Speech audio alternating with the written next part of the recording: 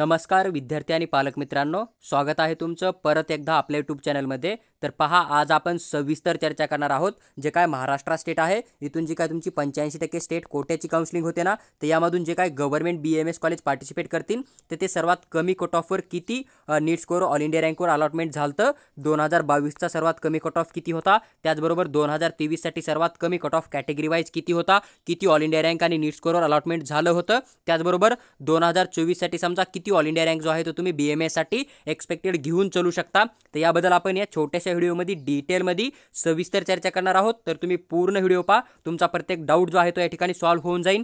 त्याचबरोबर जर आपण विचार केला तर तुम्हाला समजा 85% स्टेट कोट्यामधून अलॉटमेंट झाल्याच्या नंतर समजा हे जे सीट अलॉटमेंट आहे ते तुम्हाला कोणत्या राऊंडमध्ये झालेलं आहे याची पण एक सविस्तर माहिती मी या छोट्याशा व्हिडिओमध्ये तुमच्याबरोबर शेअर करणार आहे। तुम्ही जर चॅनलवर पहिल्यांदा आला असाल तर चॅनलला सबस्क्राइब करून आमच्यासोबत नक्की जोडून राहा, जेणेकरून फ्युचरमध्ये जो काय महाराष्ट्र स्टेटचा 85%चा काउन्सिलिंग चालेल किंवा 15% ऑल इंडिया कोट्या थ्रू समजा तुम्ही ऑल ओव्हर भारत देशामध्ये MBBS पासून BSc नर्सिंग ANM GNM पर्यंत ॲडमिशन करायचा विचार करत आहात, तर पूर्ण काउन्सिलिंग प्रोसेसच्या छोट्याशा चॅनलवर मी तुमच्याबरोबर एकदम फ्री ऑफ कॉस्टमध्ये डिटेल एक्सप्लेन करून नक्की शेअर करेल। तर पहा, सगळ्यात अगोदर जर समजा आपण बघितलं तर सगळ्यात अगोदर तुम्हाला या ठिकाणी कॅटेगरी बघायला भेटेल जी की आपली SC कॅटेगरी तुम्हाला बघायला भेटते। जर आपण SC कॅटेगरीचा विचार केला तर आपण या ठिकाणी 2022 मध्ये SC कॅटेगरीमधून जवळपास 4,32,086 एवढा ऑल इंडिया रँक असणाऱ्या विद्यार्थ्याला सीट अलॉटमेंट झालं होतं। आणि हे जे सीट अलॉटमेंट आहे ना, ते लास्ट विद्यार्थ्याला सीट मिळालेली होती, ही गोष्ट तुम्ही लक्षात घेणं गरजेचं आहे। जसं की तुमचे मोस्टली 3 राऊंड मेन राहत आहे, 3 राऊंडच्या नंतर तुमचा कट ऑफ तुम्हाला थोडासा कमी बघायला भेटतो, त्याला आपण स्ट्रे वॅकन्सी राऊंड 1 किंवा स्ट्रे वॅकन्सी राऊंड 2 किंवा स्ट्रे वॅकन्सी राऊंड 3 म्हणतो। समजा जर इन केस समजा एखाद्या विद्यार्थ्याला स्ट्रे वॅकन्सी राऊंड 2 मध्ये अलॉटमेंट झालं, पण इन केस त्याच्याकडे डॉक्युमेंट नसतील, तो डॉक्युमेंट व्हेरिफिकेशनमध्ये आउट झाला, तर त्या विद्यार्थ्याची उरलेली सीट जी आहे ती स्ट्रे वॅकन्सी राऊंड 3 मध्ये पण फिल केली जाते। पण तुम्हाला स्ट्रे वॅकन्सी राऊंड 1 मध्ये चॉईस फिलिंग करायला परमिशन नसते। तुमचा थर्ड राऊंड मध्ये जो चॉईस फिलिंग केला ना, तोच तुमचा इकडे पकडला जातो। किंवा तुम्ही प्रायव्हेट BAMS जॉईन केला असेल थर्ड राऊंड पर्यंत, तर तुम्ही गव्हर्नमेंटच्या चौथ्या राऊंडला किंवा 5व्या राऊंडला एलिजिबल राहत नाहीये। म्हणजे तुम्हाला थोडक्यात हेच सांगणं आहे की हा जो सीट अलॉटमेंट आहे किंवा हा जो कट ऑफ आहे ना, एकदम शेवटचा विद्यार्थी ज्याला की अलॉटमेंट झालं होतं GMC मध्ये गव्हर्नमेंट आयुर्वेदिक कॉलेजमध्ये, त्याचा कट ऑफ मी तुमच्याबरोबर शेअर करत आहे, ही गोष्ट तुम्ही लक्षात घेऊ शकता। जर आपण नीट स्कोरचा विचार केला 2022 साठी तर लगभग 244 एवढा तुम्हाला बघायला भेटतो। सेम जर आपण SC कॅटेगरीसाठी 2023चा विचार केला तर 2,47,070 एवढा ऑल इंडिया रँक असणाऱ्या विद्यार्थ्याला अलॉटमेंट झालं होतं। हा फायनल कट ऑफ होता 2023चा।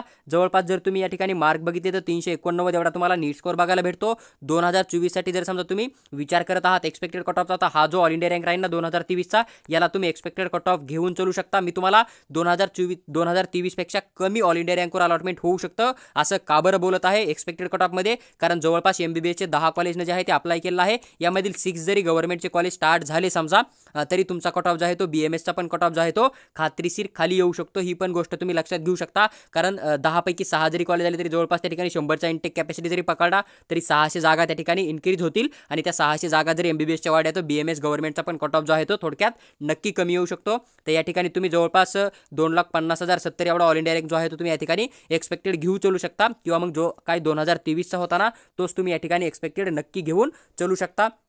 त्याच्यानंतर आपण पुढच्या कॅटेगरीचा विचार केला जी काय तुमची ST कॅटेगरी आहे। ST कॅटेगरीसाठी बघितलं तर 2022 मध्ये जवळपास 9,54,139 एवढ्या ऑल इंडिया रँकपर्यंत अलॉटमेंट झालेलं होतं। नीट स्कोरचा विचार केला तर 105 नीट स्कोर असणाऱ्या विद्यार्थ्याला अलॉटमेंट झालं होतं। ST कॅटेगरीचा कट ऑफ हा नेहमी कमी असतो, ही पण गोष्ट तुम्ही लक्षात घेऊ शकता। त्यानंतर जर आपण 2023चा विचार केला तर जवळपास 5,29,764 एवढ्या ऑल इंडिया रँकपर्यंत अलॉटमेंट झालं होतं, आणि 257 हा 2023चा तुम्हाला कट ऑफ बघायला भेटत आहे। त्यानंतर जर समजा तुम्ही 2024चा विचार केला तर जवळपास 5,40,800 एवढा तुम्ही ऑल इंडिया रँक जो आहे तो एक्सपेक्टेड ऑल इंडिया रँक या ठिकाणी 2024ला घेऊन चलू शकता। त्यानंतर जर आपण फीच्या कॅटेगरीचा विचार केला 2022 साठी, तर ऑल इंडिया रँक बघितली तर जवळपास 5,25,863 ऑल इंडिया रँकपर्यंत अलॉटमेंट झालं होतं। 206 नीट स्कोर तुम्हाला हा जो आहे तो कट ऑफ 2022चा बघायला मिळतो।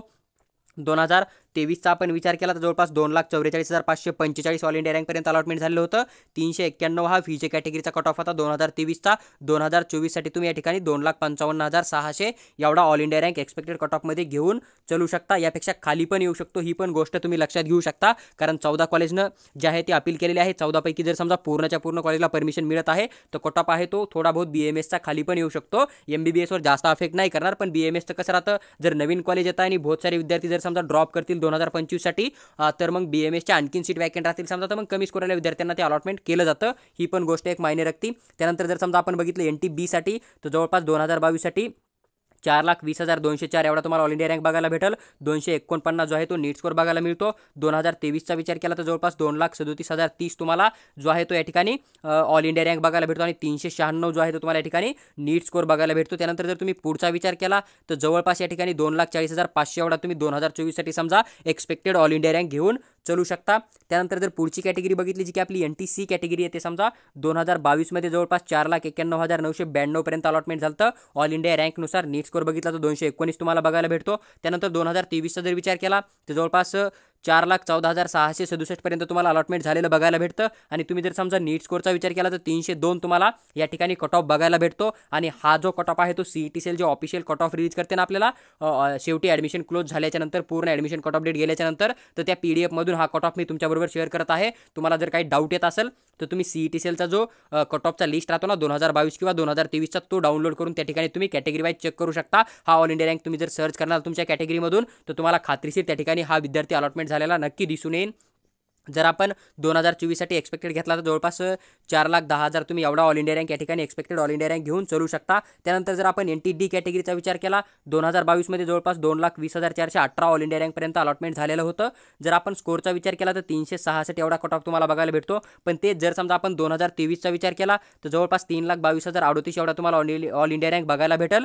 आणि या ठिकाणी 346 एवढा तुम्हाला जो आहे तो मार्क या ठिकाणी नीट स्कोर बघायला मिळून जाईल. त्यानंतर जर आपण समजा पुढे बघितलं जो की एक्सपेक्टेड कट ऑफ 2024 मध्ये तर जवळपास 3,22,038 एवढा तुम्ही ऑल इंडिया रँक या ठिकाणी घेऊन चलू शकता. कारण NTD कॅटेगरीचा कट ऑफ तुम्हाला थोडा बहुत यावर्षी जास्त पण बघायला मिळू शकतो. त्याच्यानंतर जर समजा आपण OBC कॅटेगरीचा विचार केला तर OBC साठी 2022 मध्ये जवळपास 2,63,028 एवढ्या ऑल इंडिया रँकपर्यंत अलॉटमेंट झालेलं होतं. 336 त्या विद्यार्थ्याचा नीट स्कोर तुम्हाला बघायला भेटला होता. जर आपण 2023चा विचार केला तर 1,71,057 एवढ्या ऑल इंडिया रँक अलॉटमेंट झालेलं होतं. आणि 444 एवढा तुम्हाला या ठिकाणी जो आहे तो OBC कॅटेगरीमधून नीट स्कोरनुसार 2023चा कट ऑफ बघायला भेटतो. आपण जर एक्सपेक्टेडची बात केली 2024 साठी तर 1,80,057 एवढा तुम्ही जो आहे तो एक्सपेक्टेड ऑल इंडिया रँक या ठिकाणी घेऊन चलू शकता OBC कॅटेगरीसाठी.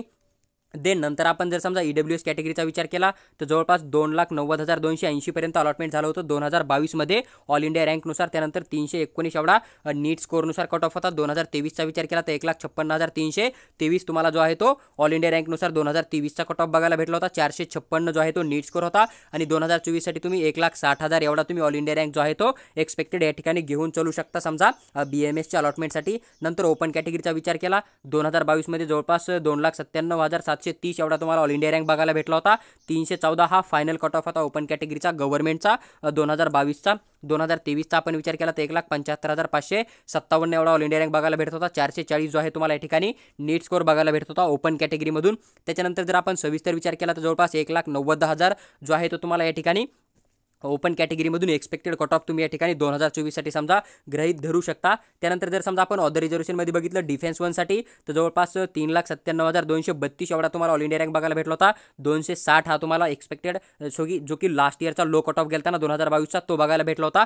त्यानंतर जर आपण चर्चा केली समजा 2023 साठी तर जवळपास 3,37,447 एवढा तुम्हाला ऑल इंडिया रँक बघायला भेटला होता. आणि 338 जो आहे तो तुम्हाला या ठिकाणी डिफेन्स 1चा कट ऑफ बघायला भेटला होता. आता मी या ठिकाणी एक्सपेक्टेड कट ऑफ ॲड नाही केला कारण या ठिकाणी जे विद्यार्थी काउन्सिलिंग करतील 2024 साठी ते जर डिफेन्स 1 मधून समजा त्यांच्याकडे रिझर्वेशन नसेल तर डिफेन्स 1चा कट ऑफ कमी पण जाऊ शकतो किंवा बहुत सारे विद्यार्थी अप्लाय करतील आणि त्यांचा बहुत जास्त स्कोर असेल तर हा कट ऑफ खूप हाय पण जाऊ शकतो. त्याच्यामुळे ऑदर रिझर्वेशनच्या काही सीट रिकाम्या असतात समजा आणि काहीच विद्यार्थी काउन्सिलिंगमध्ये पार्टिसिपेट करतात. त्याच्यामुळे मी तुमच्याबरोबर याचा जो आहे तो एक्सपेक्टेड कट ऑफ शेअर केलेला नाही आहे. तर तुम्ही लास्ट इयरचा जो होता तो या ठिकाणी कंटिन्यू घेऊन चलू शकता. ही पण गोष्ट लक्षात ठेवा. नंतर तुम्ही डिफेन्स 2चा जर विचार केला 2022 मध्ये जवळपास 8,66,334 एवढा ऑल इंडिया रँक होता. आणि मार्क जर बघितले आपण तर जवळपास 119 एवढे तुम्हाला या ठिकाणी मार्क्स बघायला भेटत होते. जर तुम्ही 2023चा विचार केला तर 4,38,081 एवढा तुम्हाला ऑल इंडिया रँक आणि 292 नीट स्कोर तुम्हाला बघायला भेटला होता. जर आपण 2022 साठी डिफेन्स